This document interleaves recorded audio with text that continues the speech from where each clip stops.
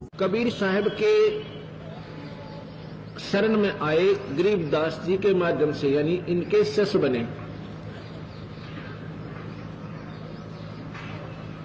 उनको एक मुकदमा चला, गरीबदास जी जा चुके थे शरीर छोड़कर। उनके ऊपर एक मुकदमा बन गया 302 का, यानी कत्ल का मुकदमा उनके ऊपर बन गया। मुकदमा चलता रहा और अंतिम स्थिति आ गई कि कल, यानी अब जो तारीख लगेगी उसके ऊपर फैसला सुनाया जाएगा और 100 की 100 ये बात होगी, 100% कि सजाए मौत होगी। उनके वकील ने भी ये कह दिया कि अब बचाव का कोई साधन नहीं है। जब अपना ही वकील ये कह दे तो उसका पक्का प्रमाण होता है कि फांसी टूटना है। इस पर उसका पुत्र रोने लग जाता है, कहता पिताजी आज हमारे गुरुदेव होते तो हमें ये फांसी नहीं लगती।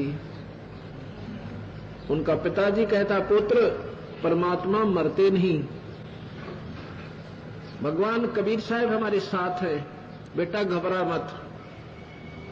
और उनकी यही इच्छा है तो फिर क्यों चिंता करे पुत्र, उनके हुक्म बिना पत्ता नहीं हिल सकता।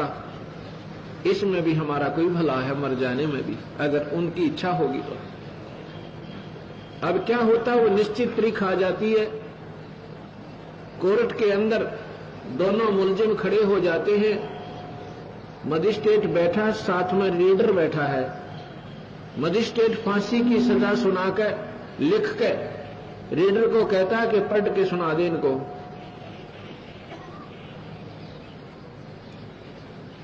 वो रीडर पढ़ के सुना रहा है।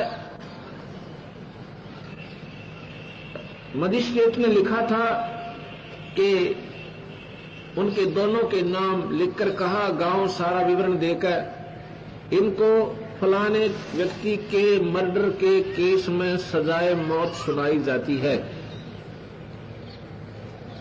रीडर क्या पढ़ रहा है कि उन दोनों का नाम बोलकर फलाने गांव के फलाना पुत्र फलाना, फलाना पुत्र फला, इनको बाई इज्जत बरी किया जाता है। मजिस्ट्रेट कहता तेरा दिमाग खराब है क्या, तू क्या पढ़ रहा है? अक्के जनाब ने ऐसे ही लिखा इसमें। उसने फिर देखा, वो कागज फाड़ दिया, अपना फैसला फाड़ दिया, दोबारा फिर लिख दिया। कहता ये कैसे लिखागा मेरे से अनजान पने में। दोबारा फिर सुनता है, सुनाता है। मजिस्ट्रेट लिखता है कि इनको सजाए मौत दी जाती है, रीडर पढ़ता है कि इनको बाई इज्जत बरी किया जाता है। तीसरी बार फिर पढ़ के लिखता है, तीसरी बार फिर स्वयं सुनाता है। उसके सामने अक्षर चेंज हो रहे हैं। मजिस्ट्रेट देख रहा है, उसकी आंखों के सामने वो अक्षर एकदम बदल रहे हैं। मजिस्ट्रेट ने कहा भाई तुमने किसी संत का आसरा ले रखा है कि हाँ हम कबीर भगवान के चरणों में पड़े हैं, हमारे गुरुदेव गरीबदास जी थे। कहने लगे भाई जब तुम्हें वो बरी कर रहा है तो मैं फांसी नहीं दे सकता, मेरी क्या औकात है, तुम बरी हो। बोल सतगुरुदेव की। उसी दिन से उस मजिस्ट्रेट ने अपनी नौकरी से रिजाइन कर दिया कि परमात्मा है और वो जो चाहे सो कर सकता है। कबीर भगवान में ये शक्ति है, ये कर्म के दंड काट सकता है। अन्य किसी परमात्मा में ये शक्ति नहीं है, ना ब्रह्मा में, ना विष्णु में, ना शिव में, और ना ही। पुण्यात्माओं, ये अंधेरा हटाना है।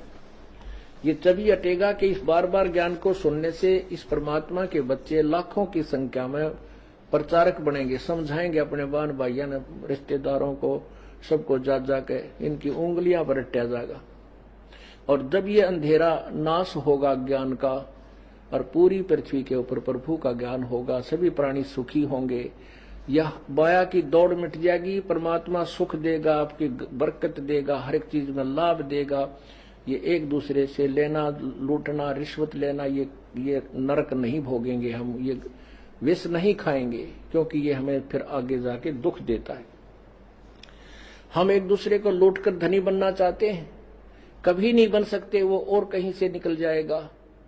धनी बनाओगा भगवान और परमात्मा की भक्ति और नाम, उसके निमित्त किया हुआ धर्म। लूटने से नहीं, लुटने से धनी बनता है, परमात्मा की शरण माने।